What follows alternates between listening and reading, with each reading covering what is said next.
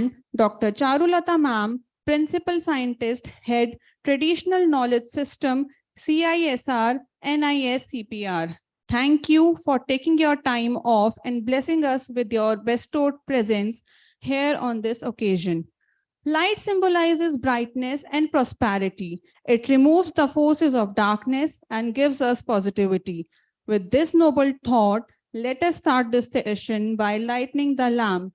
For this, I would like to invite our respected guest of honor, Professor Ranjana Mukhopadhyay, our respected Vice Principal Sir, Professor Kamal Kumar Gupta, and the guest speakers of the day, Dr. Anshu Joshi and Dr. Charulata, along with Professor Varsha Baveja Ma'am, Dr. Rama Ma'am, Dr. Seema Gautam Ma'am, and Professor Ruby Mishra Ma'am to kindly come forward for Deep Prajwalan.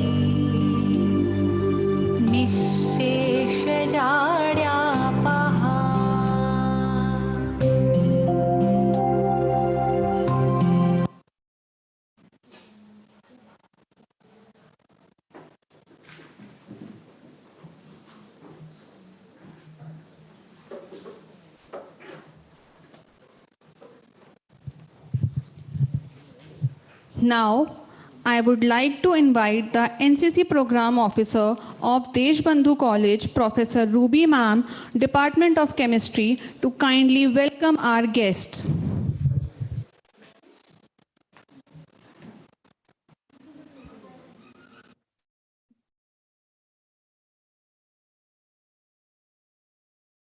Sorry, NSS Program Officer. It's okay, it's okay.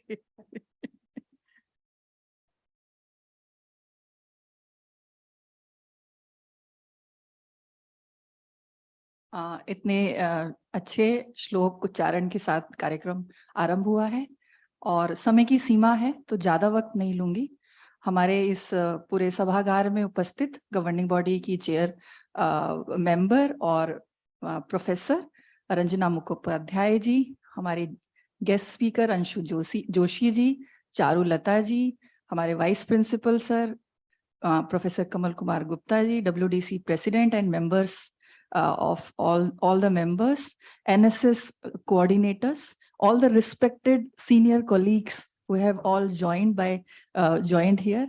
So I welcome you all on the behalf of NSS as well as WDC to this auspicious program. Although हमें पता है examinations are going on, it's ongoing process. So many of the faculty members they will be joining in between also. And after this program also, they will be joining here. So, but we didn't wanted to miss this since for last 3 years, I think NSS is being led by or being by the women team. It's been taken care of by women team. So we have been celebrating, including the WDC. We have been regularly celebrating at least this day. So we didn't wanted to miss this day. The entire college is very busy with the NAC preparation also, and we all are like working hard at departmental level, at societal level also. So for that also, we all are busy. तो आज अंतरराष्ट्रीय महिला दिवस जो है उसको हम लोग मना रहे हैं। कॉन्सेप्ट है अर्धनारीश्वर का, शिव शक्ति शक्या। तो वो एम्पावरमेंट की बात करें चाहे एक दूसरे के पूरक की बात करें, तो मैं उस पूरक की परिकल्पना को पूर्णता की बात करती हूँ। किसी में कोई तत्व अधिक और कोई तत्व कम होता है, तो वो कंसेप्ट है। ऑल्दो 1911 में ये अंतर्राष्ट्रीय महिला दिवस करके इसकी कुछ ऑस्ट्रेलिया, डेनमार्क, जर्मनी, स्विट्जरलैंड में 19 मार्च को ये दिवस मनाने की परिकल्पना हुई थी। Although in our civilisation, Lilavati daughter कह सकते हैं, because being I am from sciences, great lead, great scripts have been written by women as well. So there used to be the sanskar, जिसको कहते हैं, इस तरह के थे. They used to follow different path. Ghar Grehsti is the one path. Another path was to lead. So when the equality is not there, and then या फिर वो जो जिसको कहते हैं कि इक्वालिटी की बात करना वो तब शुरू होता है जब वो उस तरह की जो वो मिलती नहीं है आपको, वो बातें नहीं आती. तो that has already started with invasions. Or yes, Dr. Charulata is also around, so I will not speak much. Atulam tatra tatejah सर्वदेव सरी रजम एकस्य तद भुनारी व्याप्त लोकत्रय त्रिषा. इसका मतलब है सभी देवताओं से उत्पन्न हुआ और तीनों लोकों में व्याप्त अतुल्य तेज जब एकत्रित हुआ तब वह नारी बना.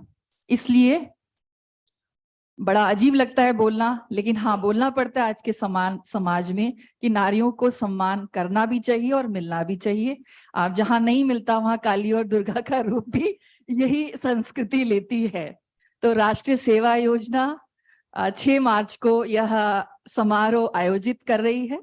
इस समारोह में डॉक्टर चारुलता, प्रोफेसर रंजना मुखोपाध्याय जी, अंशु जोशी जी, ये सब रहने वाले हैं. और हम सबको अपने जो व्याख्यान है उससे हम सभी को सार्वगर्वित करने वाले हैं. पिछली बार का जो थीम था ब्रेक द बायस, इस तरह का थीम था. और इस बार का जो थीम है उसको रंजना मैम को ही ये अब दायित्व दिया है कि वो इस थीम को हम लोगों के समक्ष लाके देंगी.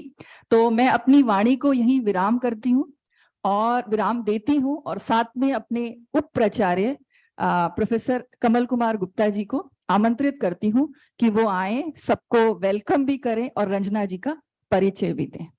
Over to you Kamal sir.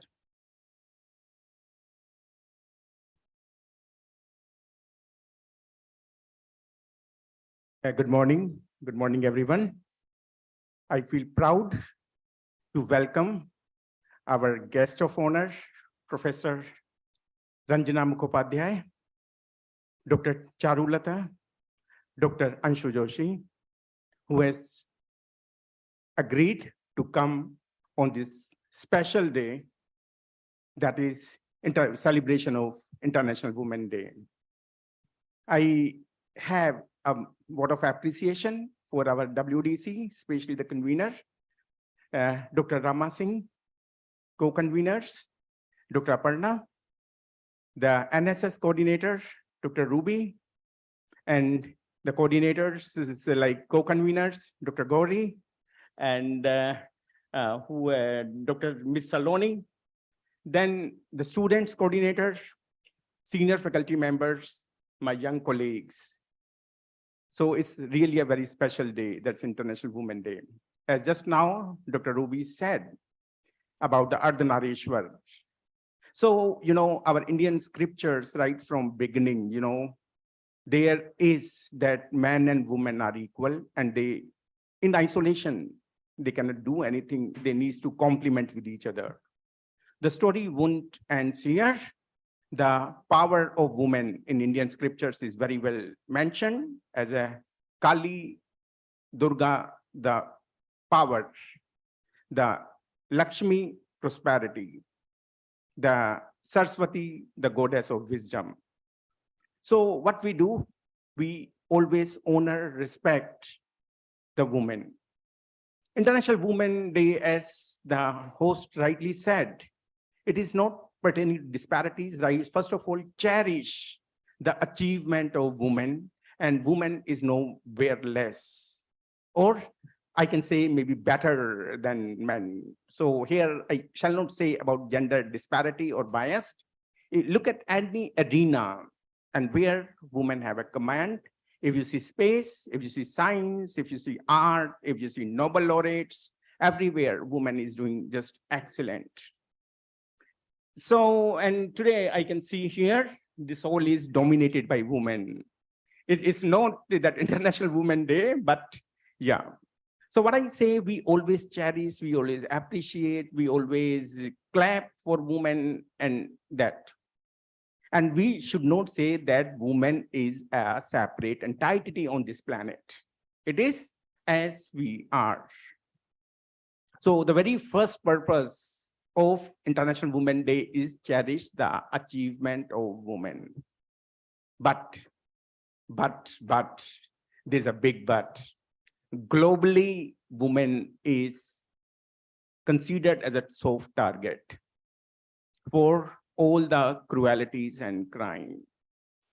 At one place, when we are cherishing the achievement of women, at other place, we have to have the pledge, the policies to upliftment of the woman for gender sensitization and all the way.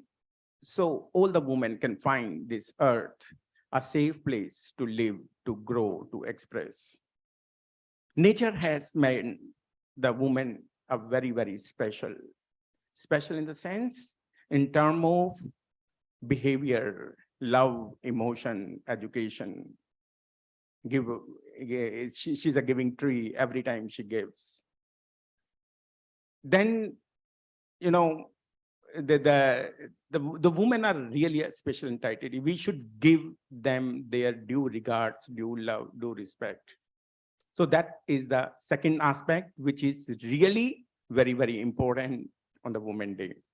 I again congratulate the WDC and the NSS for hosting such an event. And I know all of us are going to be thrilled, benefited by the talk of our expert speakers. Thank you. Now, I would like to invite our very respected Vice Principal, Sir, Professor Kamal Kumar Gupta, and Dr. Rama Ma'am to felicitate our guest of honor.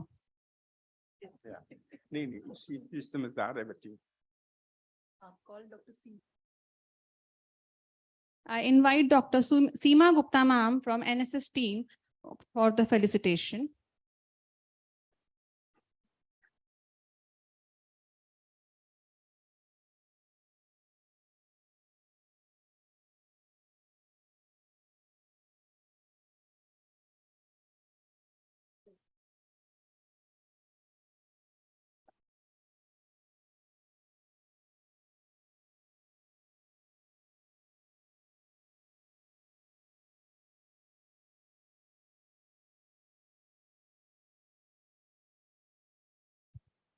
Thank you so much, sir.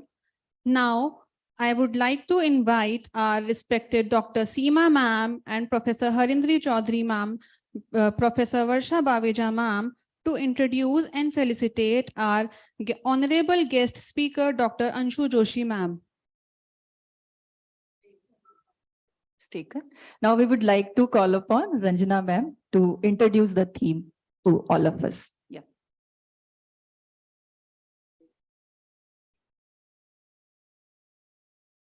Good morning, everybody.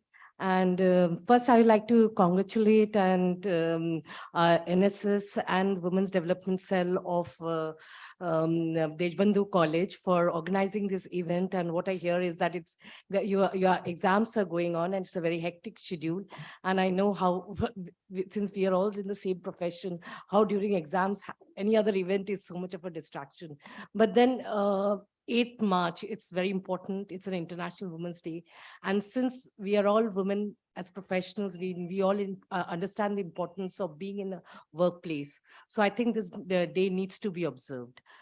And and also I'd like to thank Dr. Ruby Mishra ji and Kamal Gupta ji, and also our principal Rajiv Agarwal ji, who's not here because of his busy schedule, and everybody else who have gone into arranging this meeting today. So today, I think the theme we all know is Digit All, innovation and technology for gender equality. And it is again, last year the theme was bias. And again, it is talking about bias itself, but specifically in the field of gender, in the field of digital, or in the digital world, and in the field of technology.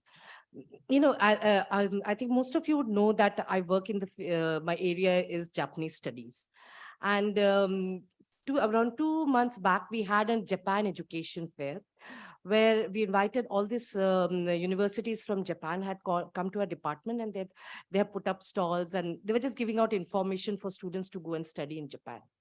Now, this one of the keynote speaker was Professor Kaori Hayashi. She is the executive vice president of University of Tokyo. And even in an advanced country like Japan, she's for the first time, actually, a lady has become a vice president. And it is very interesting. She comes from a sociology background. She has most of her work she has done on media studies.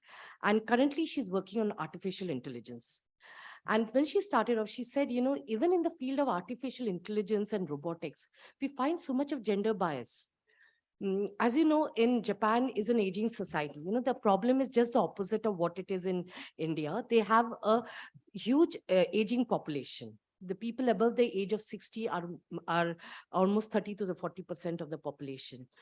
So what they're now using the robotics, the technology of robotics, to actually substitute for people who can take care of them, like lifting an old man from the bed, taking him to the toilet, bringing him back. And she's saying, even in this field, you find that she has shown some, in her presentation, she was showing some magazines on robotics. You know, these robots are actually made into women. They're wearing skirts, they're wearing apron, they're wearing scarf, you know, just to make them, you know, sort of effeminating it. So she said there's so much of gender bias when actually the technology and digital world should be gender neutral.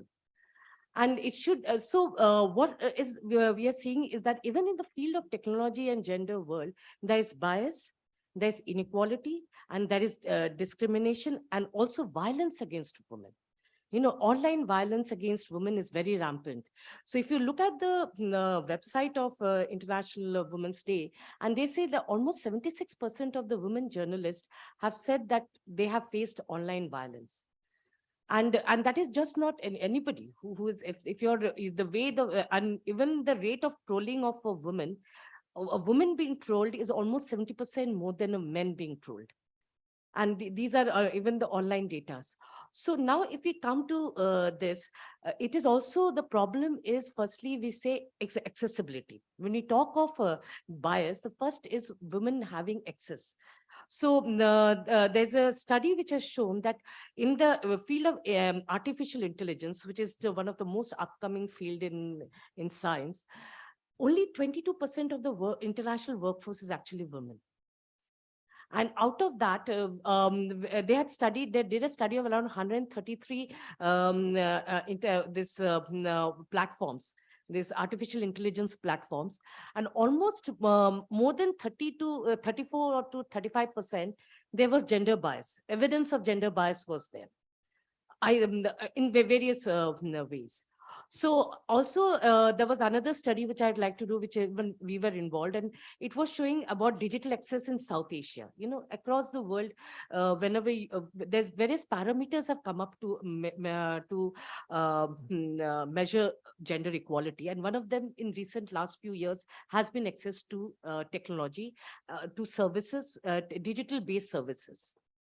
And there also it was saying that in South Asia, actually there's the women are 26% less when it comes to being ownership of mobile phones.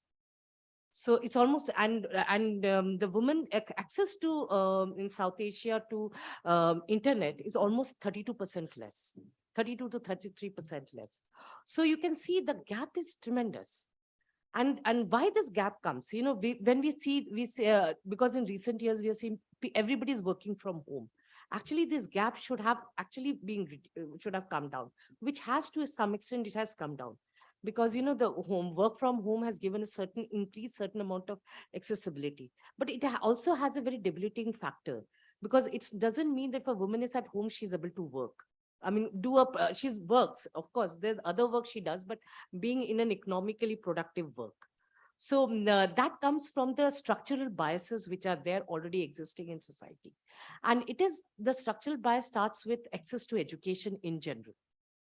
You know, because our excessive, even now, women literacy rate is very less in India. I mean, it's much lesser than men.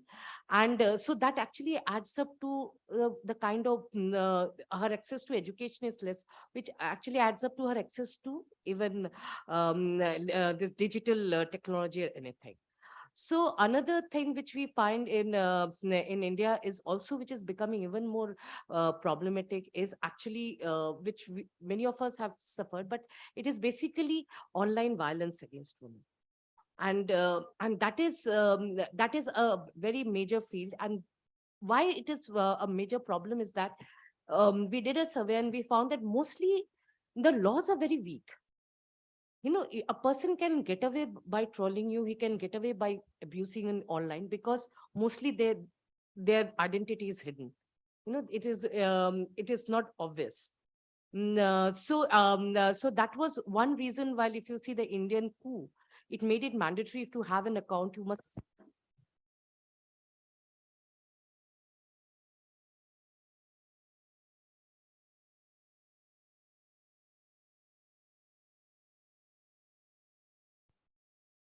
So I hope I was audible. So I would say there are few things. I mean, obviously this is there. So if you read this Abhijit Banerjee's, Nobel laureate Abhijit Banerjee's Poor Economics, and he has written wonderfully like how even access to something like a cell phone or a TV or any other thing actually changes the way women work, the women think, and the women they carry on their life. Because the way you communicate, because access to technology means the way you can communicate, the way you manage your time, the way you build your social networking, which is so important for your professional networking and also for your social security. So I think this is, you know, mostly we all are, I would say, privileged in some sense. People who have come till this end, we have access to technology. We almost have a parity with our men folk. But I would like that this platform should be a way of raising awareness among people who don't have access to that, and who are not actually able to I mean, we should be able to create a forum, or be able to take the awareness to people who are not as privileged as we are, that why is it important to have access to this technology. And that came out very well during this COVID time, because all the vaccination had to be done through, had to book a slot through the thing. So there were a lot of people actually realized, you know, that how important a smartphone is to actually get yourself registered.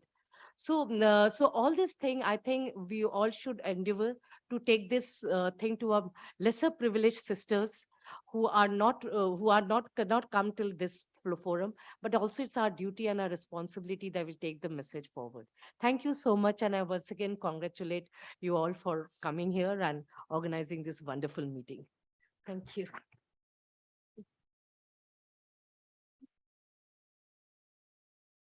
Thank you so much, ma'am, for sharing your valuable thoughts with us. Now, I would like to invite respected Professor Varsha Baweja ma'am and Professor Harindri Chaudhary ma'am for felicitating Dr. Anshu Joshi ma'am. I also invite Dr. Sangeeta Singh ma'am for felicitating Dr. Anshu Joshi ma'am.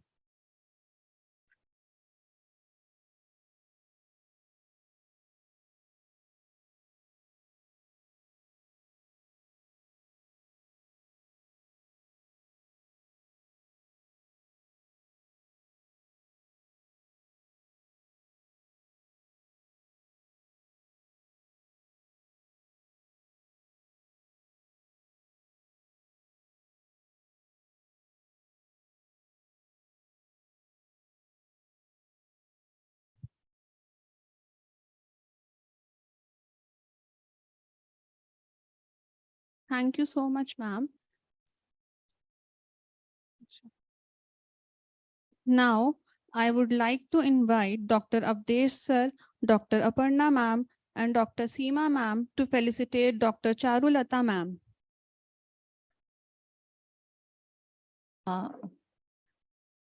All the NSS coordinator, okay, you call everyone and student coordinators as well.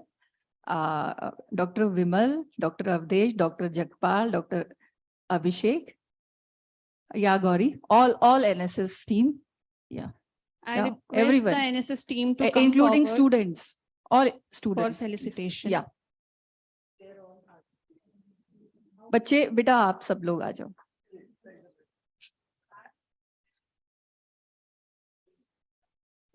This is madam वाला है, ये वाला दे दो.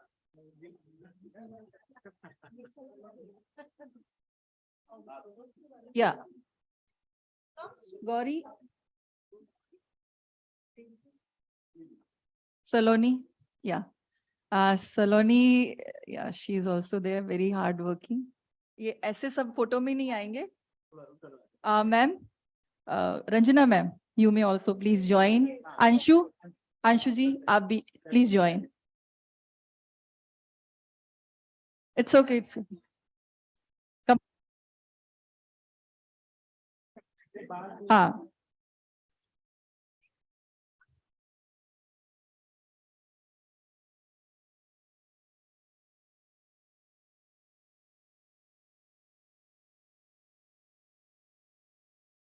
It's actually celebrating the moment. Okay, this program has been conceptualized in a very, very short period of time.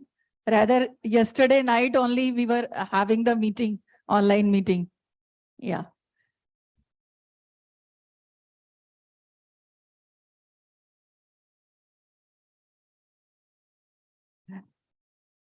Dr. Charu is really doing commendable work for our country in the field of sciences. She's a principal scientist. Otherwise, also she is handling a very important division, that is traditional knowledge system. Yeah, in CSIR NISPER, and really one can visit the website of CSIR NISPER, and recently one big conference is also being.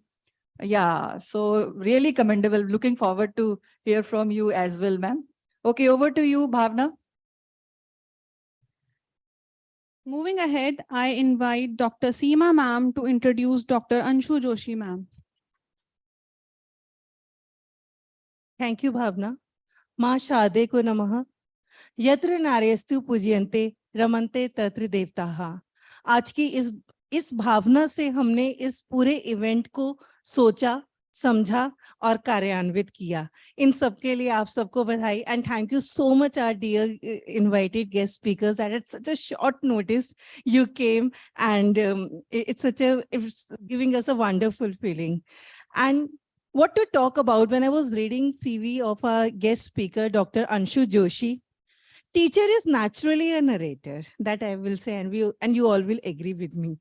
But when scientist becomes a storyteller, it becomes interesting, and experiences would be regaled. So that sums up in short the introduction of Dr. Anshu Joshi, who is an assistant professor in School of International Studies, Center for Canadian, US, and Latin American Studies. Before coming to academics, she has worked in IT industries, coming with 8 to 9 years of experience, then joined research and JNU as a teacher. Interestingly, she has also worked with All India Radio, FM Gold as a presenter and scriptwriter on pertinent international and national issues. Looking forward, Anshuji, to hear your views on today's topic, who has also conducted training sessions on corporate branding, storyboarding, and I am personally very interested in listening to you, what a scientist coming from the corporate background, boardrooms, storytellers, and talking about the today's topic. Yes, Anshuji.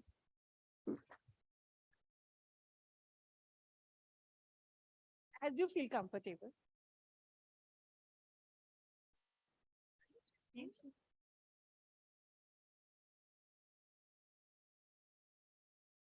Thank you so much, ma'am. Yeah. Respected Professor Agrawal, however, he is a bit busy, the principal of Deshbandhu College, Vice Principal Professor Gupta, Professor Mishra, Professor Mukhopadhyay, entire team of NSS here, and of course, Dr. Charulata ji. I would like to express my sincere thanks and gratitude for providing me this wonderful opportunity to be with you all and share my thoughts on this very relevant topic, women empowerment in the era of digitalization, science and technology. And before I start sharing my thoughts, my ideas on this topic, because I have scattered, viewpoints, I would like to collect them all to form a story for all of you all. Because we are celebrating International Women's Day, I am also a woman. And the men sitting here must be expecting that she would bash men. I am not going to do that, first of all, because I have always found challenges as in gender neutral. I do not look at the gender of challenges that have come in my life. And having said that, I always look at the men who have supported me wholeheartedly, who have helped me wholeheartedly, be it my father or be it my brother or be it my grandfather, be it my uncle, be it my husband or now my son. I've seen all these men supporting me, standing me whenever I faced any challenge. So for me, men are an integral part of this International Women's Day's celebrations. And now having said that, I would just like to narrate a poem for you. जैसा ma'am ने बोला, मैंने FM gold में काम किया है, तो जब भी जीवन में चुनौतियां आती हैं तो कुछ ऐसी लाइंस होती हैं, कुछ कविताएं होती हैं, कुछ आपके लिए कुछ ऐसे वीडियोस होते होंगे जिनको जब हम देखते हैं या सुनते हैं या एक बार बोल लेते हैं तो बहुत आत्मविश्वास अंदर जागृत हो जाता है. So I'll just narrate a poem for you and then I would just share my thoughts. मुट्ठी में सपने भरकर लेकर जेबों में आशाएं, मुट्ठी में सपने भरकर जेबों में लेकर आशाएं, दिल में है अरमान यही कुछ कर जाएं, कुछ कर जाएं. सूरज सा तेज नहीं मुझ में, सूरज सा तेज नहीं मुझ में, दीपक सा जलता देखोगे, सूरज सा तेज नहीं मुझ में, दीपक सा जलता देखोगे, तुम अपनी हद रोशन करने से मुझको कब तक रोकोगे. ये सारी स्त्रियों को समर्पित है. मैं उस माटी का वृक्ष नहीं, मैं उस माटी का वृक्ष नहीं जिसको नदियों ने सींचा है, बंजर माटी में पलकर मैंने मृत्यु से जीवन खींचा है. मैं पत्थर पर लिखी इबारत हूँ, मैं पत्थर पर लिखी इबारत हूँ, शीशे से कब तक तोड़ोगे, मिटने वाला मैं नाम नहीं, तुम कब तक मुझको रोकोगे, तुम कब तक मुझको रोकोगे. इस जग में जितने जुल्म नहीं उतने सहने की आदत है, इस जग में जितने जुल्म नहीं उतने सहने की आदत है, तानों के शोर में रहकर भी सच कहने की आदत है. मैं सागर से भी गहरी हूँ, मैं सागर से भी गहरी हूँ, तुम कितने कंकड़ फेंकोगे, चुन चुन कर आगे बढ़ूंगी मैं, तुम कब तक मुझको रोकोगे, तुम कब तक मुझको रोकोगे. और ये इसका अंत इस कविता का. झुक झुक कर सीधी खड़ी हुई, झुक झुक कर सीधी खड़ी हुई, अब फिर झुकने का शौक नहीं, अपने ही हाथों रची स्वयं, अपने ही हाथों रची स्वयं, तुमसे मिटने का खौफ नहीं. तुम हालातों की भट्टी में जब जब भी मुझको झोंकोगे, तुम हालातों की भट्टी में जब जब भी मुझको झोंकोगे, तब तप कर सोना बनूंगी मैं, तुम कब तक मुझको रोकोगे, तुम कब तक मुझको रोकोगे. ये उन सारी स्त्रियों को समर्पित है जो जन्म लेने के साथ ही कभी बेटी बनकर, कभी बहन बनकर, कभी बहू बनकर, पत्नी बनकर, माँ बनकर, सास बनकर, दादी माँ बनकर, नानी माँ बनकर, जीवन से मृत्यु पर्यंत अपने परिवार को, इस समाज को, राष्ट्र को, इस पूरी पृथ्वी को कुछ न कुछ देती चलती है. She is always giving by nature. लेकिन विडंबना तो देखिए कि हम लोगों को उसके नाम का एक दिन मनाना पड़ रहा है, जबकि हर दिन एक स्त्री का दिन होता है, हर दिन एक स्त्री के नाम होता है और होना चाहिए. तो इसी को लेकर के जब हम बात करते हैं स्त्री सशक्तिकरण की, तो मैं जब भी स्त्री सशक्तिकरण की बात आती है तो मैं सबसे पहला प्रश्न आजकल अपने श्रोताओं से, दर्शकों से यही पूछती हूँ कि भैया स्त्री सशक्तिकरण से आप क्या समझते हैं? इस सशक्तिकरण का अर्थ क्या है? शक्ति की परिभाषा आप किस रूप में लिखते हैं? जैसे अंतरराष्ट्रीय राजनीति की मैं शिक्षिका हूँ, जब हम शक्ति की परिभाषा को पढ़ाते हैं, समझाते हैं, तो हम पहले शक्ति के पुराने मायनों पर जाते हैं और देखते हैं कि कैसे यथार्थवादी दृष्टिकोण से शक्ति को सिर्फ एक टेरिटोरियल पावर, मिलिट्री पावर से जोड़ के देखा गया। लेकिन 1991 के बाद शीत युद्ध जब अंत की ओर बढ़ चला, हो चुका, यूएसएसआर के टुकड़े हो गए, तब एक नई दुनिया हमें देखने को मिली, जहां एक नियो लिबरल वेव भी बहनी शुरू हुई। हमने देखा कि किस तरह से वैश्वीकरण ने, ग्लोबलाइजेशन ने हमारी दुनिया पर दस्तक दी, और हमने देखा कि किस तरह से साइंस और टेक्नोलॉजी तेजी से विकसित होना शुरू हुआ। और इस युग में शक्ति की परिभाषा बदली। तो जब जोसेफ नाय ने 1992 में शक्ति की परिभाषा में सॉफ्ट पावर के एलिमेंट्स जोड़े, तो शक्ति की परिभाषा बदल गई। तो उसी तरह से जब हम स्त्री सशक्तिकरण की बात करते हैं, तो इस शक्तिकरण का हम क्या अर्थ लेते हैं? क्योंकि जब हम पश्चिम की ओर जाते हैं तो वहां इस सशक्तिकरण के अलग मायने हैं, लेकिन जब हम अपने समाज में, भारतीय संस्कृति में, भारतीय समाज में देखते हैं, तो इसके अलग मायने होने चाहिए। और हम क्या करते हैं? हम वेस्टर्नाइजेशन यानी पाश्चात्यकरण और मॉडर्नाइजेशन यानी कि आधुनिकीकरण, इनको आपस में जोड़ देते हैं, और फिर हम स्वयं ही कंफ्यूज हो जाते हैं, विचलित हो जाते हैं, परेशान हो जाते हैं। So that is something we need to understand. Do we mean westernization by women empowerment, or do we want modernization when we say women empowerment? दोनों में अंतर है। और यही जब मैं पाश्चात्यकरण की बात करूं, तो जब हम वेस्टर्न फेमिनिज्म की ओर जाते हैं और जब हम पाश्चात्य दृष्टिकोण से समझने की कोशिश करते हैं, तो वहां प्रारंभ से ही हमने देखा कि किस तरह से औरतों को धर्म ग्रंथों में लिखा हुआ है, आप चाहे क्रिश्चियनिटी के धर्म ग्रंथ उठा लें या कुरान उठा लें, तो धर्म ग्रंथों में लिखा हुआ है कि जो औरत है वो एक ऑब्जेक्ट है और वो पुरुष की एक सबऑर्डिनेट है। तो इसीलिए इसी अवधारणा पे, इसी संकल्पना पे वहां का समाज विकसित हुआ, और यही कारण रहा कि वहां हमेशा औरतों को दोयम दर्जा देकर रखा गया। औरतों के पास राजनीतिक राइट्स नहीं थे, औरतों के पास सामाजिक राइट्स नहीं थे, और इसके लिए औरतों को आंदोलन करना पड़ा। तो जब हम मैरी वॉलस्टोनक्राफ्ट का एक बहुत ही क्रांतिकारी लेख देखते हैं, जिसके बाद से 1890 के अंत से एक बयार बहनी शुरू होती है फेमिनिस्ट मूवमेंट की, और हम अलग अलग चरणों में देखते हैं कि कैसे पहले राजनीतिक अधिकारों के लिए फर्स्ट वेव चली, जिसमें कि अमेरिका और ब्रिटेन की जो महिलाएं थी, उनको राजनीतिक अधिकार नहीं थे, उनको वोट देने का अधिकार ही नहीं था। तो किस तरह से वहां पर बड़े पैमाने पर आंदोलन हुए। देखिए, हम यूएस को, हम ब्रिटेन को कितने विकसित देशों के रूप में जानते हैं, लेकिन वहां महिलाओं के पास राजनीतिक अधिकार 1929-30 तक थे ही नहीं। तो जो प्रथम चरण की फेमिनिस्ट वेव चली, उसमें उनको राजनीतिक अधिकारों की प्राप्ति हुई। फिर हमने देखा कि कैसे जो सामाजिक अधिकार थे महिलाओं के, उससे वो वंचित रही। तो उसके लिए फिर द्वितीय चरण में, द्वितीय सेकेंड वेव हमने फेमिनिज्म की देखी, और उसके बाद हमने देखा कि किस तरह से सेक्सुअल राइट्स को लेकर, पर्सनल राइट्स को लेकर, और भी अलग अलग तमाम महिला अधिकारों से जुड़े मुद्दे को लेकर वैश्विक स्तर पर हमने एक थर्ड वेव ऑफ फेमिनिज्म को देखा। अब जब हम अपने देश की ओर आ जाते हैं, जब हम अपने देश की बात करते हैं, अपने समाज की बात करते हैं, अपनी संस्कृति की बात करते हैं, तो हमारे यहाँ ये पाश्चात्यकरण वाली जो अवधारणा है वो काम करने वाली नहीं।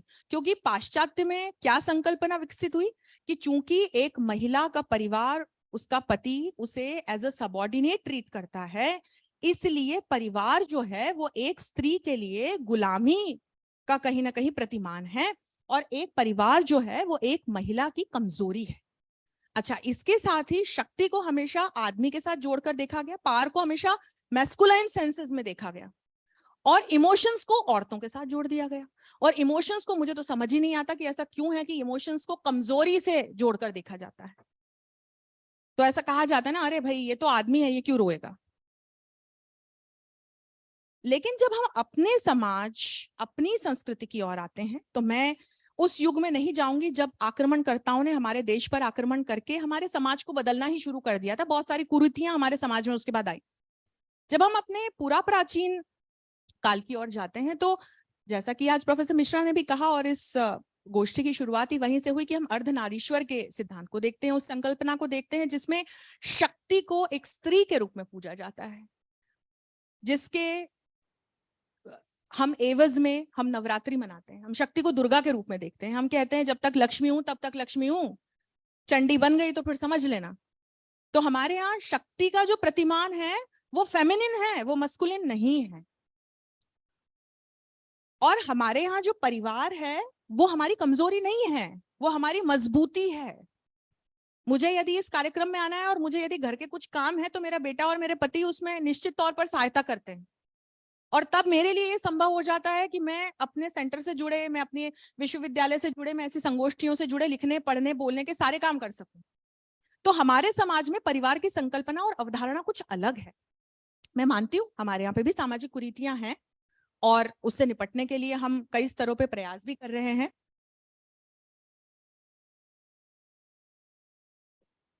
So I think I need to sit there and then speak. Just not a problem.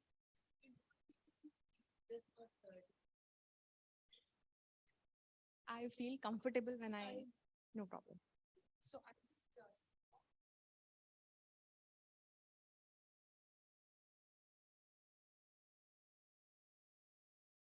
am I audible?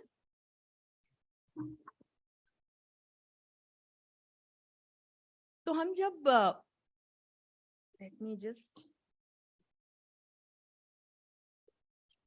तो हम जब इस परिवार की संकल्पना को, हम जब इस सशक्तिकरण को, हम जब इस पूरी फेमिनिस्ट थ्योरी को अपने परिप्रेक्ष्य में समझने की कोशिश करते हैं तो स्थितियां बहुत भिन्न हैं। तो हमें सबसे पहले तो इस बात को तय करना पड़ेगा कि हम मॉडर्नाइजेशन चाहते हैं या वेस्टर्नाइजेशन चाहते हैं। तो जब मैं मॉडर्नाइजेशन की बात करती हूँ तो मैं इनोवेटिव टेक्नोलॉजीज के माध्यम से अपने जीवन को सरल बनाने की बात करती हूँ कि मेरे किचन में एक माइक्रोवेव भी है, मिक्सर भी है, रेफ्रिजरेटर भी है, तो मुझे मसाले कूटने के लिए मुझे अब 2 घंटे नहीं लगेंगे, मैं मिक्सर में अपने मसाले पीस सकती हूँ। मेरे घर में एक फ्रिज है, मेरे घर में गैस स्टव है, मेरे पास उज्ज्वला योजना है, तो मैं बहुत आसानी से गैस पर, चूल्हे पर खाना बना सकती हूँ। मुझे लकड़ियां इकट्ठा करने की, उपले इकट्ठा करने की, जहमत करने की आवश्यकता नहीं है। ये मॉडर्नाइजेशन है, ये आधुनिकीकरण है। लेकिन जब मैं पाश्चात्यकरण की बात करती हूँ तो मैं देखती हूँ कि शादी ब्याह में किस तरह से हमारे यहाँ जो आजकल ये नया नया एम्पावरमेंट के नाम पर शुरू हो गया है कि सिगरेट पीकर हमारी जो लड़कियां हैं दुल्हन बन के अपना फोटो शूट करा रही हैं, प्री वेडिंग शूट किस किस तरह के हो रहे हैं, किस प्रकार से जो हमारे जो रीति रिवाज थे उनको एक दरकिनार करके और किस तरह से वेस्टर्नाइजेशन के नाम पे, मॉडर्नाइजेशन के नाम पे वेस्टर्नाइजेशन किया जा रहा है। तो ये हमें समझने की जरूरत है। हम अपने त्योहारों को देखें तो जिस तरह से हम पहले त्योहार मनाते थे उसमें बड़ा बड़े पैमाने पर बदलाव आ गया है। होली अब हम मनाने जा रहे हैं, यहाँ तो मुझे बड़ी प्रसन्नता हुई, मुझे गुजिया खिलाए गए। लेकिन आज हमारे समाज में क्या हो रहा है, मॉडर्नाइजेशन के नाम पर चॉकलेट्स जो हैं, ये सिर्फ एक उदाहरण है, चॉकलेट्स जो हैं वो हमारी मिठाइयों को रिप्लेस करती जा रही हैं। इसका एक बड़ा आर्थिक, सामाजिक और राजनीतिक इसका मतलब है, और ये हमें, और षड्यंत्र, और हमें ये समझने की जरूरत है। तो ये वेस्टर्नाइजेशन है। मॉडर्नाइजेशन ये होगा कि यदि हम अपने रसोई में महिलाएं गुजिया नहीं बना सकती तो हम अपने आसपास के गृह उद्योगों को बढ़ावा देते हुए, मेक इन इंडिया को प्रोत्साहित करते हुए हम गुजिया बनवा सकते हैं और सबको खिला सकते हैं और अपनी संस्कृति को भी जीवित रख सकते हैं। तो हमें क्या चाहिए सशक्तिकरण के नाम पर, ये हमें समझने की आवश्यकता है। और पश्चिमी प्रतिमानों से जब मैं देखती हूँ, और फेमिनिस्ट थ्योरी को, अभी इतना हमारे पास समय नहीं है कि आपके साथ मैं पूरी चर्चा कर सकूं, लेकिन जब मैं फेमिनिस्ट थ्योरी को देखती हूँ तो वो हमारे सांचे में, हमारे खाके में, हमारे समाज में हमारे लिए फिट नहीं बैठती, क्योंकि हम भारतीय महिलाओं की जड़ें बहुत गहरी हैं, हम सशक्त हैं, हम अपने आप को जानती हैं कि हम सरस्वती हैं, हम लक्ष्मी हैं, लेकिन हम काली और दुर्गा भी हैं। और ये एक एक यहाँ बैठी हुई महिला और एक एक पुरुष विशेष रूप से बहुत अच्छी तरह से जानते हैं। तो हम पहले तो ये समझें कि हम सशक्तिकरण को किस रूप में देखते हैं।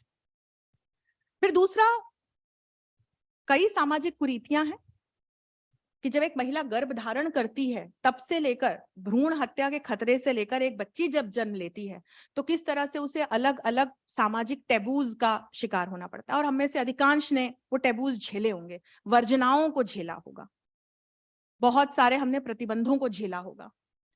हम देखते हैं कि किस तरह से विवाह से जुड़ी हुई कुछ कुरीतियां हमारे समाज में आज भी चल रही हैं।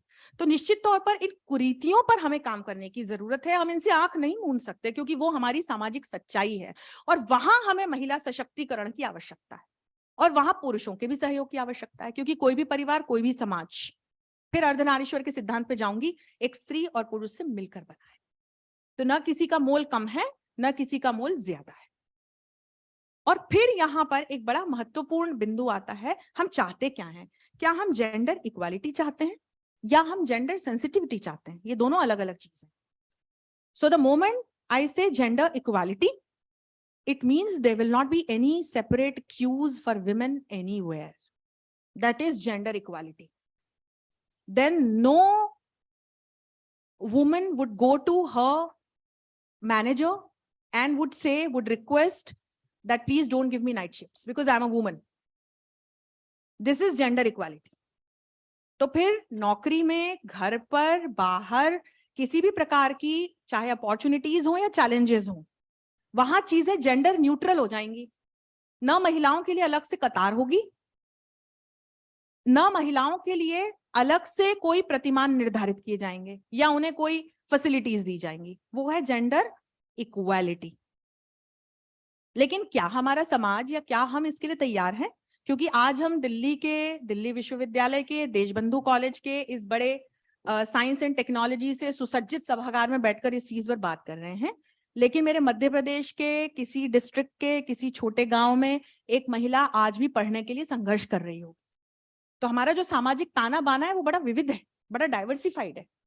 तो हम इसे जनरलाइज नहीं कर सकते, ना अपनी रिक्वायरमेंट्स को, ना अपने चैलेंजेस को, ना अपने अपॉर्चुनिटीज को। तो हाल फिलहाल हमें जरूरत किसकी है? ऐसा मैं मानती हूँ, जेंडर सेंसिटिविटी की।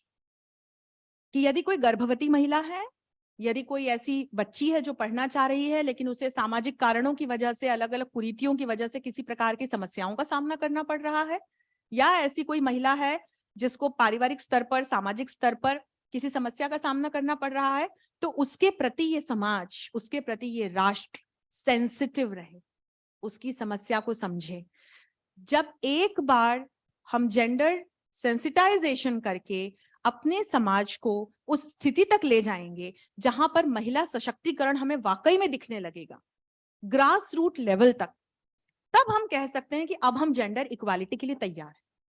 लेकिन तब तक मुझे लगता है कि हमारे समाज को जेंडर सेंसिटाइजेशन और महिलाओं के लिए साइंस एंड टेक्नोलॉजी का प्रयोग करते हुए, इस डिजिटल प्लेटफॉर्म और डिजिटल दुनिया का प्रयोग करते हुए सेंसिटाइजेशन की, उनकी सहायता किए जाने की बड़ी आवश्यकता है, जो हमारी भारत सरकार कर रही है। और अब इसी पर आऊं तो जब हम पिछले कुछ वर्षों की ओर देखते हैं, बहुत बड़ा परिवर्तन हमें अपने वैयक्तिक, पारिवारिक, सामाजिक स्तर पर, राष्ट्रीय स्तर पर देखने को मिलता है, जहां वैश्विक स्तर पर तय सस्टेनेबल डेवलपमेंट गोल्स या SDGs जो यूनाइटेड नेशंस ने तय किए हैं, इसमें भारत की महती भूमिका रही है, उनकी ओर देखते हैं। Women empowerment is one of the goals. और जब हम भारत पर आते हैं तो हमारे प्रधानमंत्री माननीय श्री मोदी ने यही एक बहुत बड़ा काम किया, इनक्रेडिबल काम किया, और वो काम ये कि उन गोल्स को अपने राष्ट्रीय कार्यक्रमों से जोड़ दिया और उनका लोकतंत्रीकरण कर दिया। तो जब मैं उज्ज्वला योजना की बात करती हूं तो सिर्फ ये मेरे गांव में बैठी किसी महिला को एक सुविधा प्रदान नहीं कर रही, ये जो योजना चल रही है ये अंतरराष्ट्रीय स्तर पर हमारे जो SDGs हैं उसमें अपना एक कंट्रीब्यूशन भारत कर रहा है। ये हमें समझने की जरूरत है। जब प्रधानमंत्री आवास योजना के तहत महिलाओं को विशेषाधिकार दिए जाते हैं आवासीय योजनाओं में प्रायोरिटी देने के लिए, तो तब हम एक SDG को अपना कंट्रीब्यूशन दे रहे होते हैं।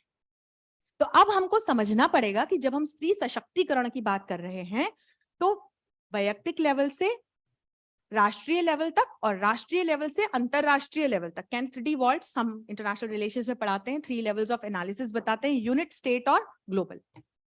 तो इन 3 लेवल्स पर हम जब देखते हैं तो हमारे देश के द्वारा सघन प्रयास किए जा रहे हैं, विशेषकर इस डिजिटल और साइंस एंड टेक्नोलॉजी की दुनिया में, क्योंकि इस दुनिया ने हमारी दुनिया को, हमारे जीवन को पूरी तरह से बदल कर रख दिया है। कौन जानता था कि जब कोविड-19 जैसी महामारी हमारे देश पर, हमारे जीवनों में दस्तक देगी, तो देशबंधु कॉलेज एक वर्चुअल महिला सशक्तिकरण दिवस पर कार्यक्रम कराएगा और उसमें अंशु जोशी अपने विचार भी व्यक्त कर लेगी। ये हमने पिछले वर्ष किया है। And all thanks to this science and technology. कौन जानता था कि जब हमें पिज्जा डिलीवर कराने होंगे तो अब हमें ऐसे रेस्टोरेंट्स अवेलेबल होंगे जो ड्रोन्स के जरिए हमें खाना प्रोवाइड करा सकेंगे, या स्विगी या जोमेटो जैसी सर्विसेज होंगी जिसके जरिए हम घर बैठे खाना मंगा सकेंगे। कौन जानता था कि घर में सांबर वड़े बनाने वाली या पूजा करने वाली, अपने घर गृहस्थी को देखने वाली जो हमारी महिला वैज्ञानिकें हैं, वो बड़े से बड़े सशक्त से सशक्त मिसाइल्स बनाकर लॉन्च कर पाएंगी। तो यही वो नई दुनिया है जिसमें विज्ञान ने महिलाओं को अब वो अपॉर्चुनिटी दी है, जिसके जरिए गांव की एक बच्ची, एक महिला से लेकर शहर की एक बच्ची और महिला तक न सिर्फ आपस में जुड़ सकती हैं, बल्कि साइंस और टेक्नोलॉजी के जरिए, डिजिटलाइजेशन के जरिए अपने आप को सशक्त कर सकती हैं। इसमें भारत सरकार ने बहुत बड़ा योगदान दिया है। अलग अलग आज की तारीख में डिजिटल ऐसे प्लेटफॉर्म्स और डिजिटल फैसिलिटीज हैं, तो चाहे आप फाइनेंशियल अपने सिस्टम्स को देखें, हेल्थ केयर सिस्टम्स को देखें, एजुकेशन सिस्टम को देखें, I will not go in detail. इन तमाम सिस्टम्स में, इन तमाम जब हम डोमेन्स में देखते हैं तो महिलाओं को इस प्रकार की फैसिलिटीज, सुविधाएं प्राप्त हैं कि वो आगे बढ़ सके, सशक्त हो सके। G20 के 17 सेक्टर हमने being the president of G20 Bharat ने डिसाइड किए, उसमें से एक विमेन एम्पावरमेंट है, और उसे साइंस एंड टेक्नोलॉजी से जोड़ते हुए हमने बहुत सारे नए कार्यक्रम शुरू किए हैं। तो डिजी लॉकर सिस्टम हो, या महिलाओं के लिए शिक्षा के क्षेत्र में जो हमारी नेशनल एजुकेशन पॉलिसी है उसको देखते हुए कई ऐसे डिजिटल लेवल के प्रयास हों, या हेल्थ केयर सिस्टम्स में महिलाओं को, क्योंकि ये एक ऐसा डोमेन है, एक ऐसा सेक्टर है जहां महिलाओं को सबसे ज्यादा सशक्त किए जाने की आवश्यकता है। तो चाहे हेल्थ केयर फैसिलिटीज हो, हम अपनी तरफ से अपनी महिलाओं को, हम सभी को सशक्त करने के लिए इस प्रकार के कार्यक्रम, इस प्रकार के प्रयास कर रहे हैं कि न सिर्फ अंतरराष्ट्रीय स्तर पर हम उस आंकड़े को बदल सकें जिसके तहत सिर्फ 8% महिलाएं जो हैं वैश्विक स्तर पर वो लीडरशिप के रोल में है। जब हम भारत के आंकड़ों को देखते हैं तो हमने उसे बदलते हुए लगभग 11 से 12% तक कर दिया है। तो हम महिलाओं को हर स्तर पर आज सशक्त होता हुआ देख रहे हैं, और मुझे विश्वास है कि अगली बार जब हम मिलेंगे तो हमारे पास कुछ और ऐसी उपलब्धियां होंगी जिसके जरिए हम ये बहुत गर्व के साथ कह सकेंगे कि भारत में बैठकर, यदि मैं एक स्त्री के रूप में कहूं तो मैं बहुत सशक्त हूं, और मैं अंतरराष्ट्रीय स्तर पर थॉट लीडरशिप को अपना योगदान दे रही हूं। यही कहकर अपनी वाणी को विराम दूंगी। धन्यवाद।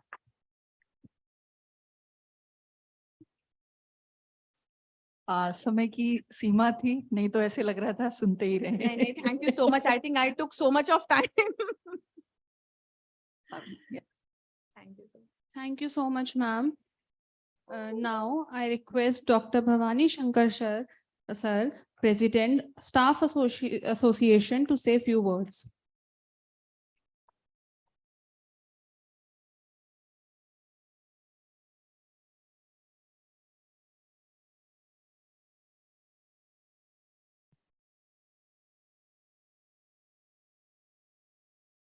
Thank you very much, ma'am, for providing me this opportunity. First of all, I would like to congratulate all the organizers and would like to give thanks to all the guests and all the speakers. One more thing I would like to share with you is our association is celebrating today the Holy Milan program, and it will be followed by lunch. So I would like to invite all the speakers to join us after this program for the Holy Milan program as well as for the lunch. Thank you very much. Okay, thank you.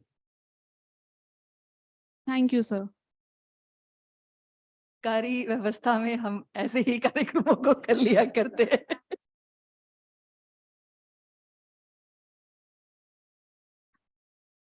Now, I would like to invite Dr. Gauri ma'am to introduce Dr. Charulata ma'am.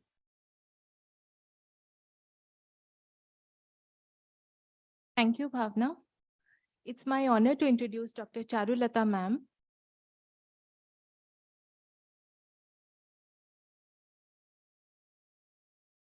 Ma'am is Principal Scientist and Head of Inclusive Health and Traditional Knowledge Studies Division at CSIR, NISPAR, New Delhi. She is editor of Indian Journal of Traditional Knowledge and Indian Science Abstract.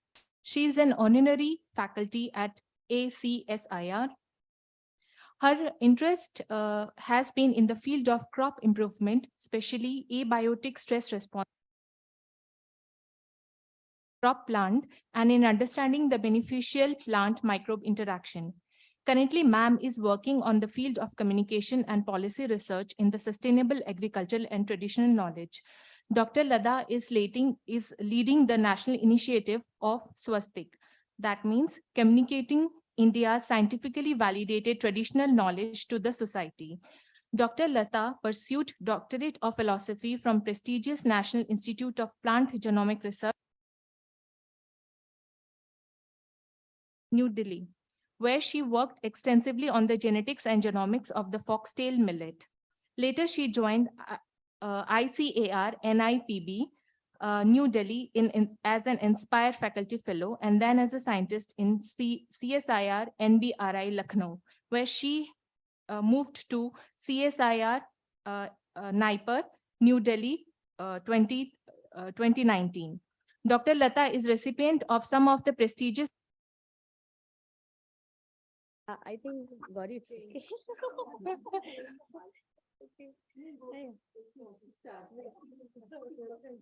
अभी बहुत सारे इन्हें awards भी मिले हुए हैं. Yes, ठीक है. ma'am. Ma'am has received many prestigious awards, and the list is very long. And ma'am has over 60 original peer-reviewed publications. Her H index is 27 and I-10 index is 35. Thank you, ma'am, for accepting our invitation despite your busy schedule, ma'am. Welcome, ma'am.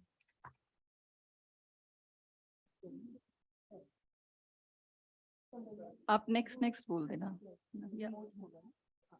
Among the audience, one MBBS doctor and who is pursuing now PhD in community medicine, Dr. Aman Dua is also among us. So we can welcome her also.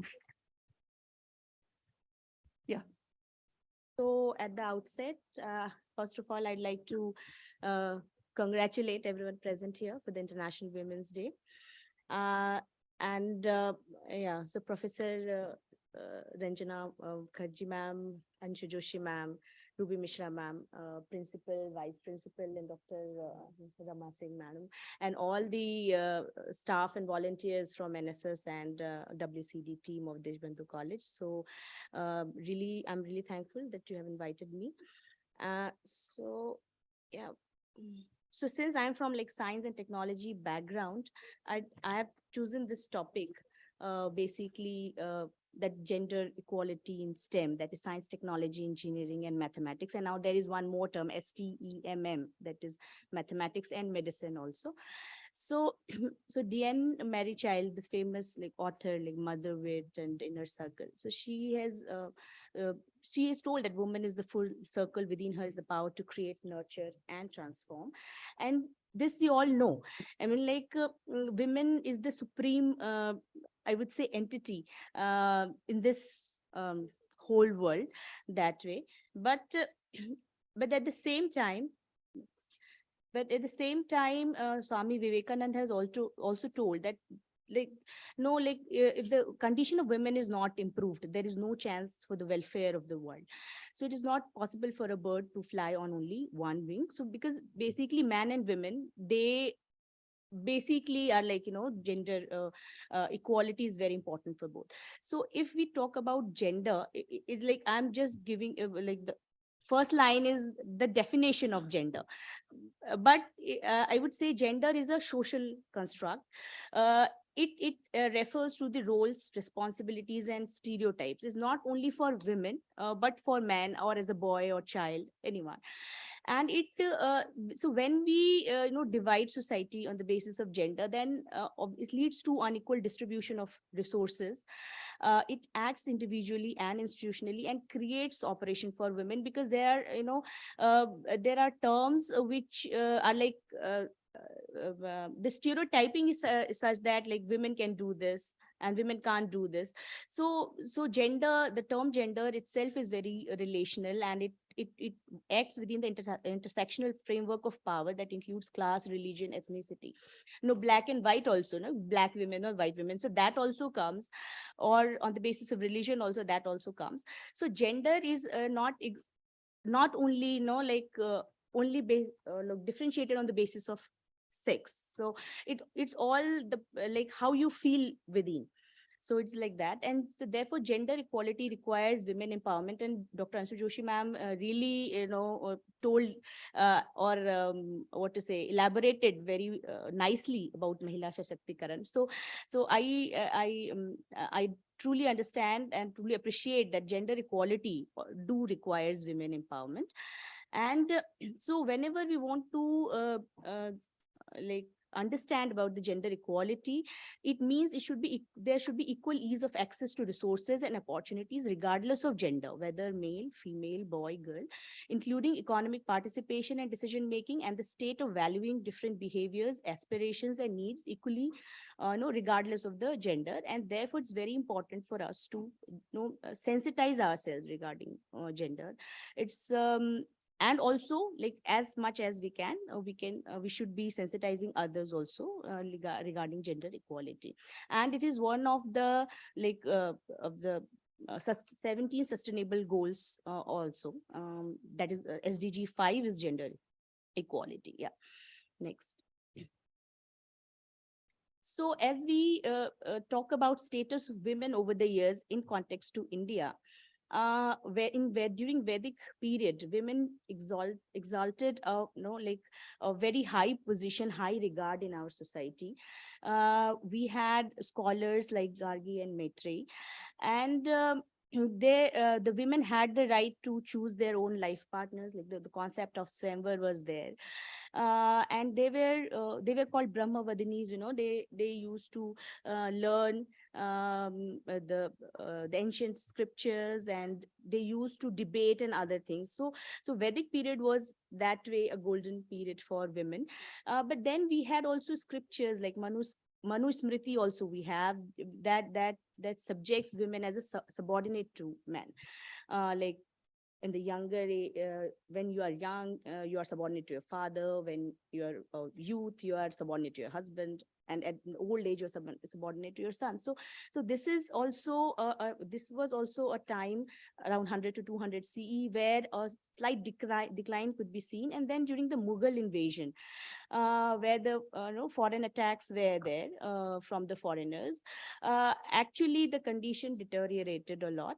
And women were like the right to education was basically curtailed. And I would say that right to education, the curtailment of right to education, or like denying the women to study, actually led to the operation that way. And then in the pre and post independence era, again there was there were some good women scientists we had, like Anandi Bain and others. So they were there. And then the post-independence era also we are witnessing. But yes, there's a long way to go. Like in the post-independence, we have Dr. Rohini Godbole or Dr. Kiran Majumdar. So like these are the leading examples of women scientists. So, yeah, this happened in only last 3-4 years, that we have 6 to 7 women directors out of 38 labs.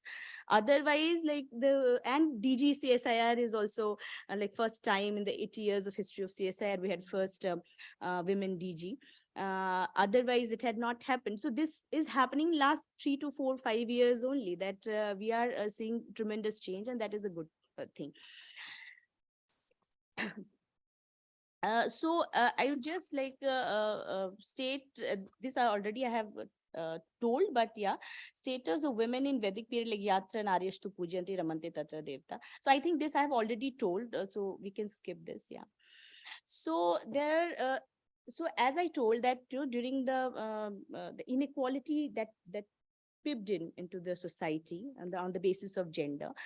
So what kinds of gender inequality women face that way? So inequality can be of different types, like mortality, natality, basic facilities, opportunity, professional, ownership, or household inequalities. So these are the different facets of gender inequality which the mostly the women used to face. Next. So gender equality, therefore, is a precondition for peaceful, sustainable, and people-centered development. Yeah.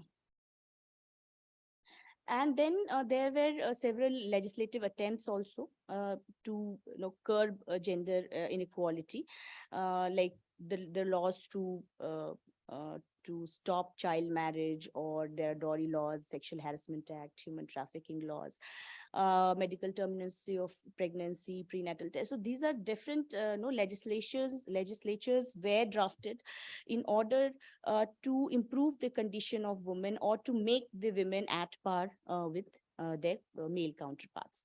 So these are there.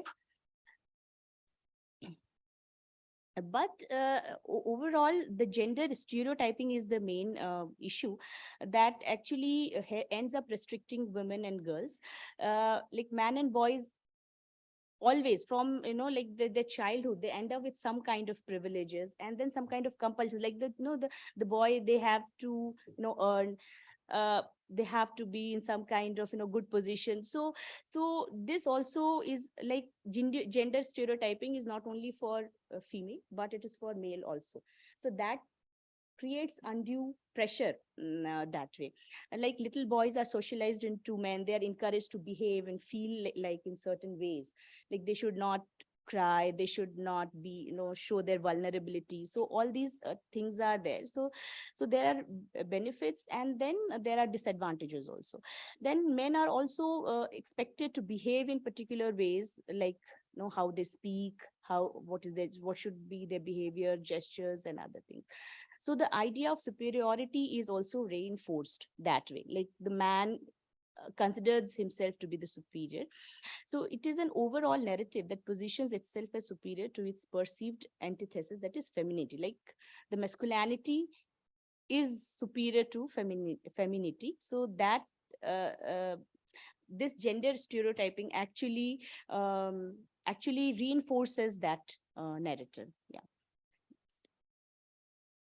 Then so gender bias and unequal representation has been there in almost all fields. According to the UN statistics, women only own 1% of the world's wealth and earn 10% of the world's income.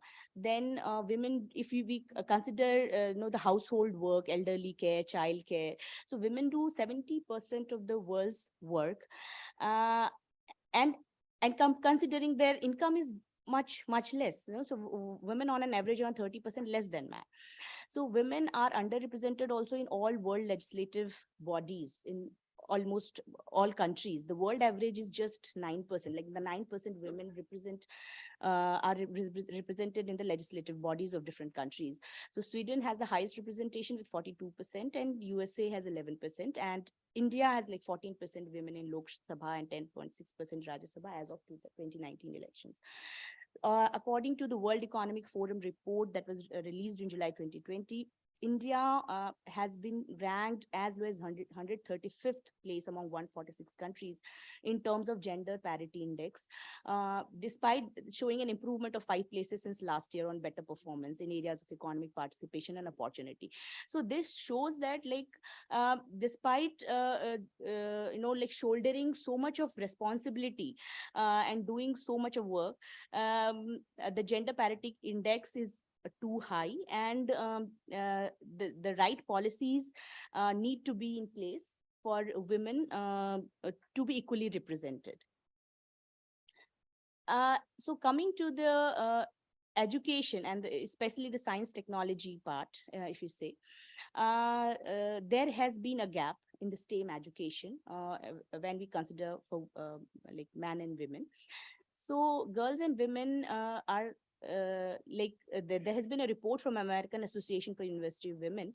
So they said that the girls and women are systematically trekked away from science and math throughout their education, limiting their access, preparation, opportunities to go into these fields as adults. If they are facing anxiety or something like this for studying maths or some difficult subjects, so they're not encouraged that way. Like okay, you can take arts, or so that kind of things, like girls should study arts or should have the career like teacher and all. So these kind of things are try to be ingrained in girl child since beginning. So women make up only 28% of the workforce in STEM, and men vastly outnumber women, measuring in most of the STEM fields in colleges. And gender gaps are also very high in some of the fastest growing and highest paid jobs of the future, like computer science and engineering. So this is a data from the US Bureau of Labor Statistics. In 2020, it was released, and it shows that out of all the STEM occupations, like the women have occupied like 46% in the biological sciences field, followed by chemistry and material sciences. Computer and mathematics is 25.2%, while the engineers and architects are 16.5%. And India, like 40% women graduate in STEM, ranking top in the world, but India ranks 19th in employing them. So it is like this, yeah. And then this is more like detailed, the sub-classifications of different branches, like how the women do. So mostly, like you can see the registered nurses, like 89% out of the fields, or medical scientists, teachers. So they, or biological scientists, so they form a major chunk of the women in STEM. But like those in engineering are, you can see, is very less, or computer, or artificial or neural networks and other things. Yeah. So the theme, that is digital innovation technology for gender equality.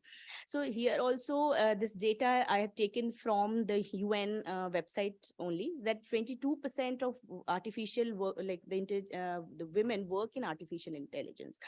And 44.2% जो है वो 133 AI systems across industries, only 44.2% demonstrate the gender biasness. So therefore, from a gender responsive digital learning to tech facilitated sexual and reproductive healthcare, the digital age represents an unprecedented opportunity to eliminate all forms of disparity and equality, and we should all try to do that. Yeah. Next.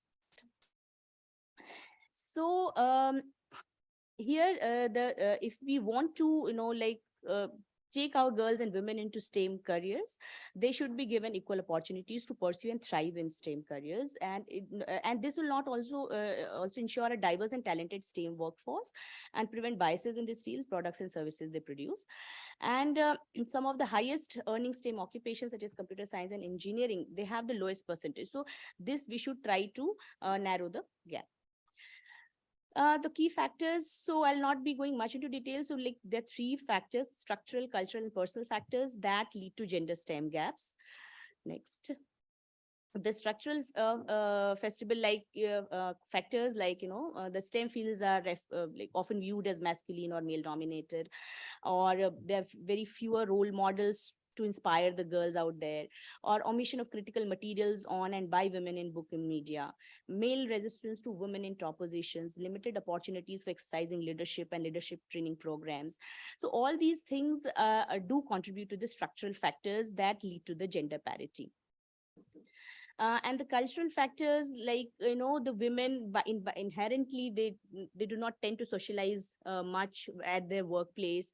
The cultural barriers are there, family responsibilities, lack of support from family not being taken seriously from the higher like authorities at their workplace, or the workplace climate being cold, not supportive, chilly climate. So all these things are the cultural factors, which, or lack of mobility, in fact, because after marriage usually the girls have to move to their husband's place. So all these factors are there. And then time conflict is very important. The biological clock that ticks actually when it's the time to grow in your career, at the same time you need to bear child. So that is also very, very important thing is there. And then next. And the personal factors, again, like, limited career aspirations, low self-esteem, feeling intimidated by male competitors, conflict between affiliation and power, lack of skills to handle discrimination, reluctance to increase the responsibility, because you have already, one responsibility to look after your home. So that is there. So you do not want to, take responsibility at workplace. So these all things are there, and lack of motivation and ambition to accept challenges. So these all are the things are there. But mostly what I understand is if their male counterparts help and encourage and support the women or their colleagues, female colleagues, it can be help. Yeah. So, so bridging the gender gap in STEM. So here we need to raise awareness. Then we need to attract, recruit, and retain women in STEM and colleges and university. Like the dropouts need to be, or moving into different fields, that has to be curtailed down. Then we need to design courses and change environment and practices in STEM to be more welcoming for women. Prioritize diverse, inclusive, and respectful environment, and strong diverse leadership should be there. Diffuse hierarchical and dependent relationships. Preventing sexual harassment, ensure transparency and accountability at workplace, and promote mentorship, sponsorship, and networking. So all these are important points that would help in bridging the gender gap in STEM. Yeah. Next. So these are some of the international observations for women and girls, and the most important that I have highlighted is International Day of Women and Girls in Science, which is being celebrated on 11 February every year. So this is something which was actually done to promote the women and girls to study science and to take career in science. So here I'm just jotting out some initiatives by the Government of India and different departments for promoting the gender, promoting gender inclusiveness STEM. So DST, which is the major funder, they have different programs like Kiran is there, then Women Scientist Schemes, Indo-US Fellowship of Women in STMM, Gender Advancement for Transforming Institutions, Gati, Vigyan Jyoti Program, Sir Women Excellence Award, and Sir Power is there. And Department of Biotechnology. No, it's including from, so everything, yeah. And then I'll be talking about, I'll be talking about them. I'll be talking in details also. And then the DBT has a BioCare program and Janki Ammal National Women Bioscientist Award. And UGC also has different schemes to promote the girls and women in science. Yeah. Next. So DST Kiran, which is the knowledge involvement in research advancement through nurturing.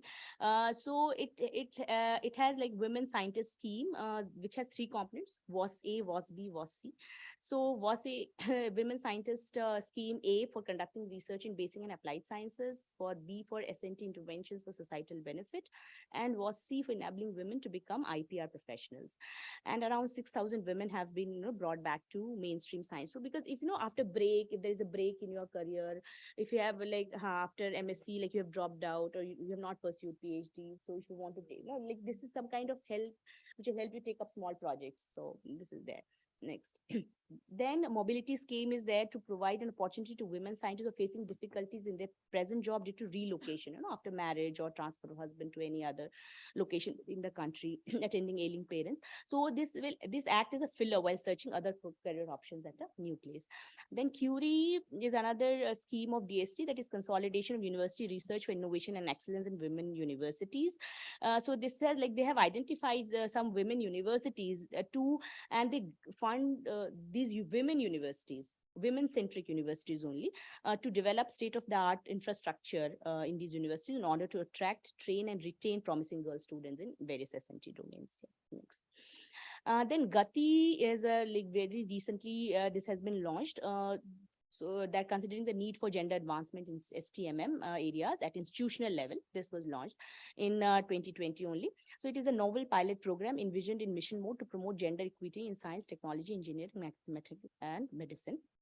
And then there's another here, like the institutions can apply for this Gati grants. Then Indo-US Fellowship for Women in STEM is given by DST and Indo-UST Science and Technology Forum to provide opportunities to Indian women scientists to undertake international collaborative research in premier institutions of USA. So this is there. Next. And Vigyan Jyoti program for standard 8 onwards, so girl students, to stimulate equity and equality in participation and for hand-holding after class 10. Then SCRB is a component of DST, which is again a funding agency, Science and Engineering Research Board. So it gives out a SCRB Women Excellent Award, which is a one-time award given to women scientists below the age of 40 years. and who have been a recipient of any Young Scientist Medal or Young Scientist from any of the science academies of India. And it doesn't like, it is not only for the regular, if you do not have a regular position also in the form of a project, SERB is supporting those who have done well, yeah. And then it's very important scheme that has recently been launched by SERB is SERB Power, that is promoting opportunities for women in exploratory research, which is designed to provide structured effort towards enhanced diversity in research to ensure equal access to weighted opportunities for Indian women scientists. So it is again two components are there, Power Fellowships and Power Research Grants. So fellowships for PhD degree holders and for Power Research Grants for the regular position holders are there. Next.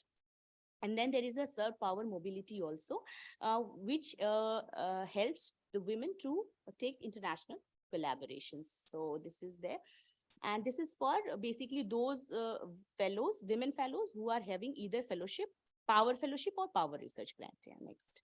I think this, and DPT, again, we have a BioCare, again, like they provide this. I think Dr. Charu, we will have to Yeah. call you Yeah, again. thanks. And I give the responsibility to Sure. Dr. I think one or two more says. Okay. You can do. Yeah. Yeah. So this, yeah. So again, is senior category and young category. So they give awards in two categories to, basically recognize the women scientists. Yeah, next. And then we have, 11 chairs in the name of eminent women in the field of science and technology. So that was done in 2020 across the country. Next, so new millennium changes. Yeah. So the girls are ready to break the glass ceilings, and we have a lot of examples that have shown, but I think it's No, okay. you will have to come again and here, Dr. Rohit Kolia. Yeah. Yeah. He's taking a science and society Okay. subject. So we will call you up again to hear more in more detail about all the programs here. Yeah, ये इतने से तो नहीं हुआ. ठीक है. Paper भी है. Yeah, yeah.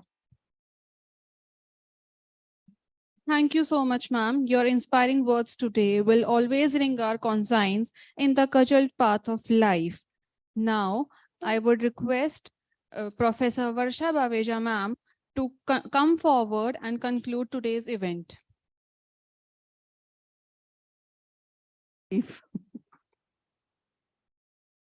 Thank you, Bhavna. Respected Professor Ranjana ji, Dr. Charu, Dr. Anshu ji, Professor Rajiv Agrawal, Principal, Deshbandhu College, Vice Principal, Professor Kamal Kumar Gupta, NSS Coordinator, Professor Ruby Mishra, Dr. Rama, WDC Coordinator, all the senior faculty members, and students and other faculty members. Very good afternoon to all of you. And it is really a wonderful session.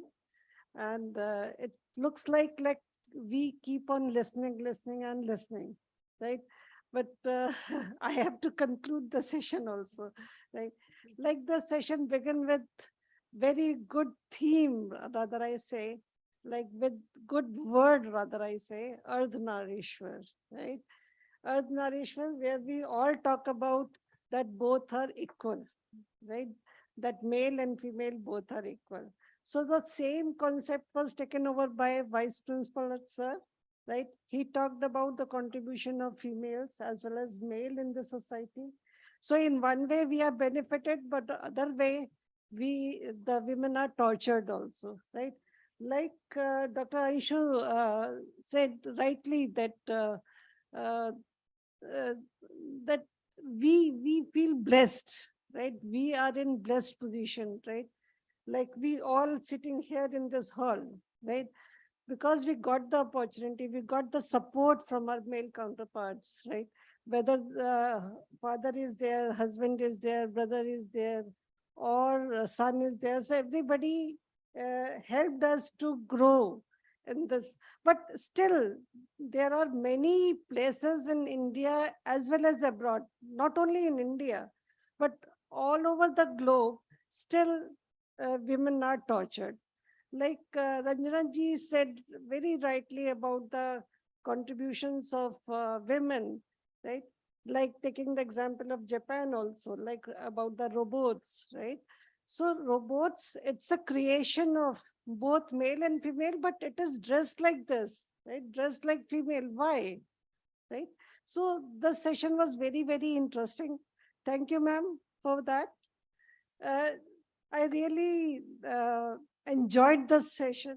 Like Aisha-ji, like I admire your poetry, like the way you, this is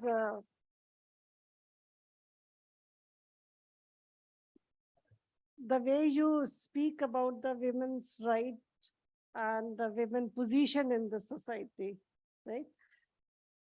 And Anju stimulated our interest by conveying powerful lines, giving us brief insight of the meaning of modernization, westernization, digital resources that can prove to be marvelous aid for women, right? So next session by Dr. Charulata ma'am. Again, I thank you very much for that, right? Like you talked about women as supreme entity, gender a social construct. You talked about entire algorithm of gender equality and its structure, for the more elaborating the access of resources by all regardless of gender. It is one of the sustainable goals. And I really, this is admire you by enlightening us about all the schemes, government schemes, which you talked about, like all this is awards, etc. And so how the women can raise in this is in this field, in the scientific field, right? And overall, like you talked about various schemes like mobility, Curie, Gati schemes, etc. So I hope all the women sitting over here and all those are listening on the YouTube channel also, right? They all will be benefited by this. And we believe that, and we rather not believe, we hope that we all should visit all these sites, like site of the DST, UGC, and all SERB, etc., and get the benefit of all these schemes. So thank you very much for providing this very, very enriching and enlightening session. Right? Thank you all.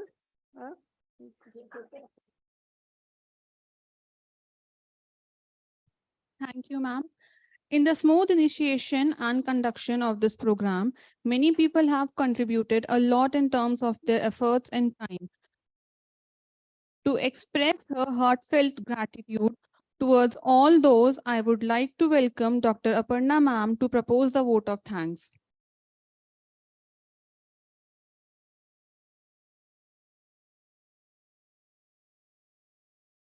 A very good afternoon to all of you. On behalf of Women Development Cell and NSS, it gives me great pleasure to extend a sincere vote of thanks for today's successful event on the theme Digit All Innovation Technology for Gender Equality. First of all, on this special occasion, as we have collected together to celebrate International Women's Day, I wish all the women as well as men a happy International Women's Day to all of you in advance, and a happy Holi. As Holi is the festival of colors, so is the life of a woman, depicting all the shades of life. So I wish all of you to celebrate this Holi with women empowerment. So kudos to all the women sitting here. She happens to be our secretary, Deshbandhu College Staff Association also. I wish to express my sincere gratitude to our renowned guest of today's, our own governing body member, Professor Ranjana Chattopadhyay ma'am, who spared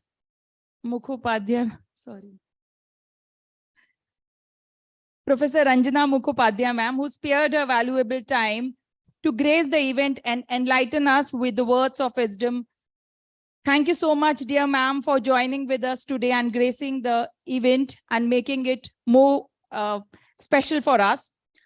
I would also like to express my gratitude to our both eminent speakers, Dr. Anshu Joshi ma'am and Dr. Charulata, who have their expertise in their own fields and who enlightened us by their talks.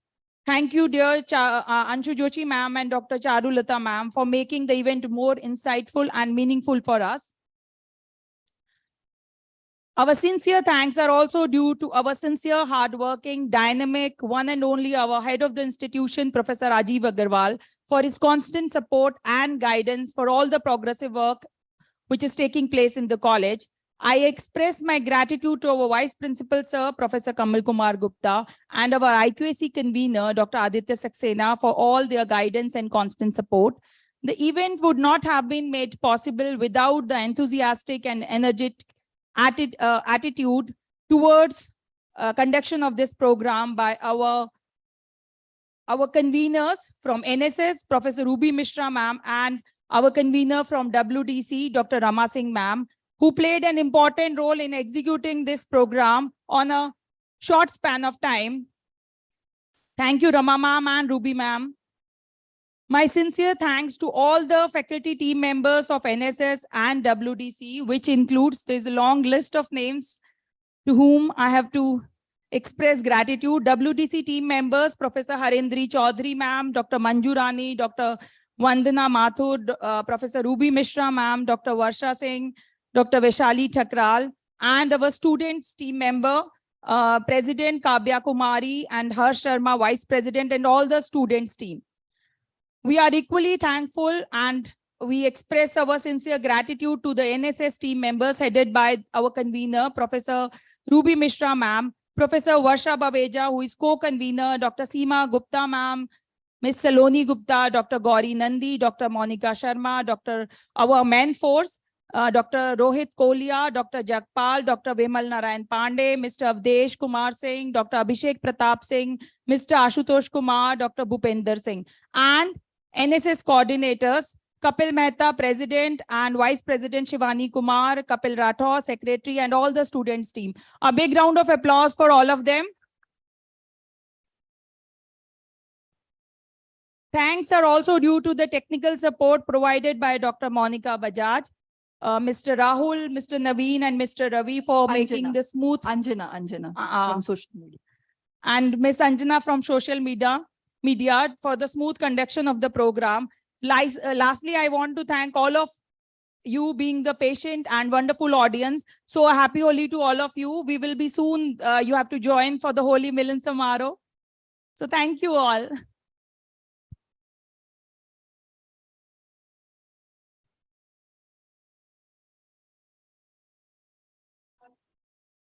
Thank you, ma'am.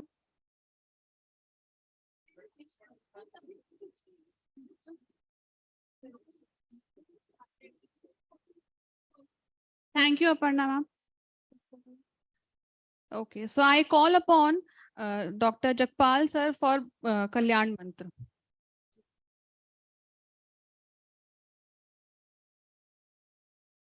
मैं प्रार्थना के साथ शुरुआत करूंगा, इसी प्रार्थना के साथ हमारी एनएसएस टीम आगे बढ़ती है। जीवने यावदादानं स्यात् प्रदानं ततोऽधिकम् इत्येषा प्रार्थना अस्माकं भगवन् परिपूर्यताम्। अर्थात हे ईश्वर, जीवन में जितना आपने मुझे दिया है उससे अधिक कहीं मैं समाज को दूं, यही मेरी प्रार्थना है। भगवान इसे पूरा करें। कल्याण मंत्र। सर्वे भवन्तु सुखिनः, सर्वे सन्तु निरामया, सर्वे भद्राणि पश्यन्तु, मा कश्चित् दुःखभाग् भवेत्। ओम शांति शांति शांति। धन्यवाद। Thank you, sir. We sincerely appreciate and express regards to all those who joined us today. I request our respected guests, faculty members, and the student volunteers of NSS and WDC to come forward for group photograph. Also, the refreshment for students will be distributed here.